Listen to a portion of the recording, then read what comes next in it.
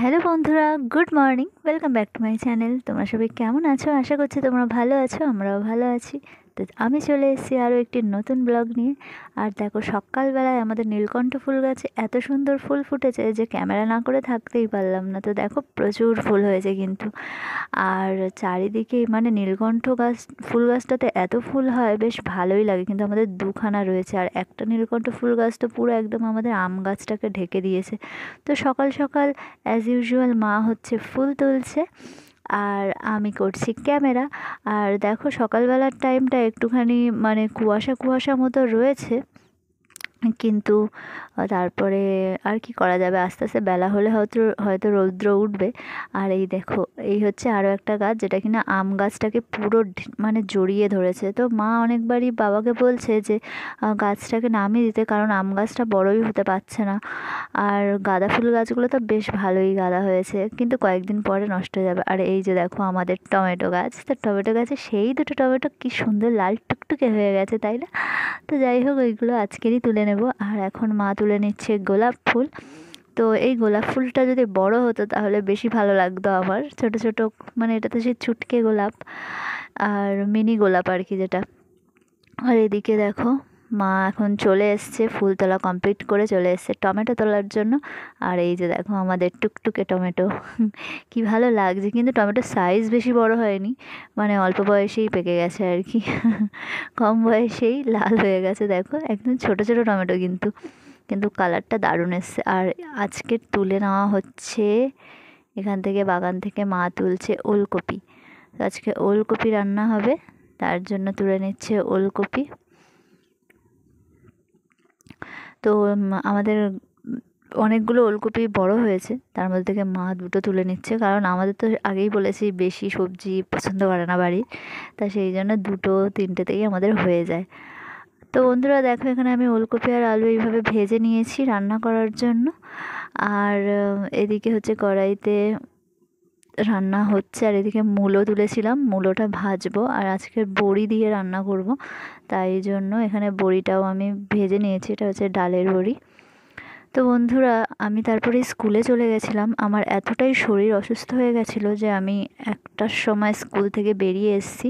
তো অ্যাকচুয়ালি আমাদের স্কুল ছুটি 3টে, কিন্তু আমি 1টার সময় বেরিয়ে এসেছি, কারণ আমি আর ওখানে বসতেই পারছিলাম না, প্রচণ্ড শরীর অসুস্থ লাগছিল। আর দেখো, এখন পুরো দুপুরবেলা আমি চলে আসছি আস্তে আস্তে। তো মাকে অনেকবার ফোন করেছিলাম, তো মা একটু বিজি ছিল, তাই যেতে পারেনি। তো দেখো, আমার বাবা নেমে গেছে পুকুরে। আর দেখো, বাবা পুকুর থেকে ধরেছে কি, তো বাবা পুকুর থেকে একটা শোল মাছ ধরেছে। তো শোল মাছটা কিন্তু বেশ বড়। আর বাবা পুকুরে মানে জাল ফেলছিল, তো বাবার পুরো পাঁকে পুরো গা কালো কালো হয়ে গেছে, বডি। তো এই যে দেখো, শোল মাছটা দেখো কি বড়, মা এখন এই ভাঁড়ের মধ্যে জাগিয়ে রাখবে। তো আজকের এটা রান্না হবে না, আজকের রান্না আমাদের হয়ে গেছে, তো এটা কাল রান্না হবে। সেই জন্য এটা এখন আমি মানে এটা মা এখন ভাঁড়ের মধ্যে রেখে দেবে। তো এই ভাঁড়ের মধ্যে কিন্তু একটা মাগুর মাছও রয়েছে, দুটো ছিল, তো একটা মারা গেছে। আর তো সেটাই মা বের করে দিল, আর সেই জায়গায় শোল মাছটাকে দিয়ে দিল। তো এখন ওরা আবার দুই বন্ধু হয়ে গেছে। তো বন্ধুরা, এখন হয়ে গেছে সন্ধ্যাবেলা, আর আমি দুপুরের দিকে একটু চাল ভিজিয়েছিলাম। তো দেখো, এই হচ্ছে আতপ চাল। তো আতপ চালটাকে আমি এখন একটু বেটে নেব, তার জন্য একটা মিক্সার গ্রাইন্ডারের মধ্যে এইভাবে দিয়ে দিচ্ছি জলটা ঝারিয়ে। তো এটাকে আমি একটু পেস্ট করে নেব। তো হাতে মানে শিলে বাটার এখন টাইম নেই, কারণ এখন অনেকটা সন্ধ্যা হয়ে গেছে, আর আমি পড়িয়ে মানে আজকে পড়াতেও তো যাইনি, সরি। তো এই যে এখন আমি এটাকে পেস্ট করে নিচ্ছি।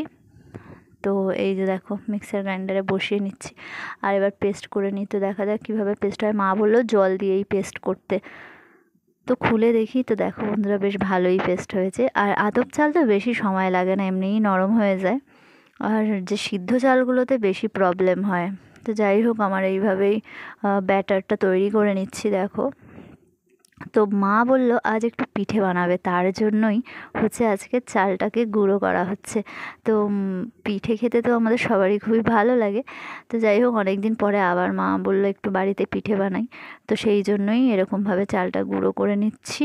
আর একটা ব্যাটার মতোই মানে একসাথেই একটা ব্যাটার তৈরি করে নিচ্ছি, যাতে কিনা পরে আবার সেই তো জল টল দিয়ে গুলতে হবে, সেই জন্য। তো যাই হোক, দেখো আমার দুবারে আমি চালটা পুরোটা দিয়ে আর এইভাবে ব্যাটারটা তৈরি করে নিয়েছি। তো এখন মা কী পিঠে বানাবে এটা দিয়ে সেটাই দেখার। তো বন্ধুরা আমার ব্যাটার কমপ্লিট হয়ে গেছে, আমার কাজ কমপ্লিট।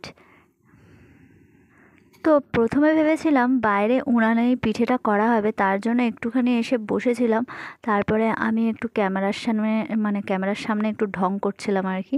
তো তারপরে চলে এসেছি আবার ভিতরে। আর এই যে দেখো আমার মা পিঠে তৈরি করে নিয়েছে। তো আজকের মা বানিয়েছে ওই যে কি বলে, ডালের পিঠের মতো যেটা হয় না, কিন্তু সেটাতে কিন্তু ডাল দেওয়া নেই, সুজি দেওয়া আছে। আর তারপরে হচ্ছে এই যে তেলের পিঠে করেছে। তো দেখেছো তেলের পিঠেগুলো কী সুন্দর ফুলেছে, বেশ দারুণ হয়েছে কিন্তু। তো বন্ধুরা এই পিঠেগুলো এখন আমরা টেস্টি পিঠেগুলো আমরা এখন খেয়ে নেব। তো পিঠেটা খেয়ে কিন্তু বেশ ভালোই লেগেছে আমার। তো বন্ধুরা আজকের ভিডিওটা এই পর্যন্তই। ভিডিওটা যদি তোমাদের ভালো লাগে তাহলে লাইক, শেয়ার আর সাবস্ক্রাইব করো। আমার নতুন এবং পুরনো সমস্ত বন্ধুদের আমার ভিডিওটা এতক্ষণ দেখার জন্য থ্যাংক ইউ সো মাচ। এইভাবে সাপোর্ট করো। দেখা হবে নেক্সট ব্লগে। ভালো থেকো, টাটা।